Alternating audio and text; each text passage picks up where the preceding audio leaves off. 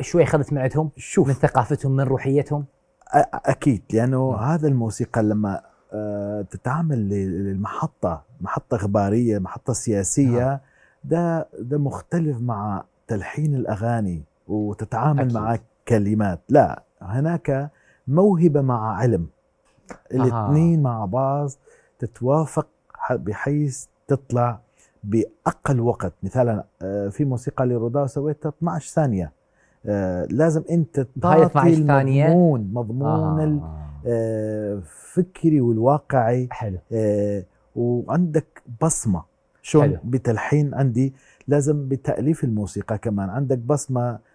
لما تسمع النكهة الأخيرة تحس هذا محطة فلان. حلو. وهذا من أعمالي. انت هنا بإقليم كردستان جدا مشهور، منو أشهر منك بأربيل أو كإقليم الصراحة؟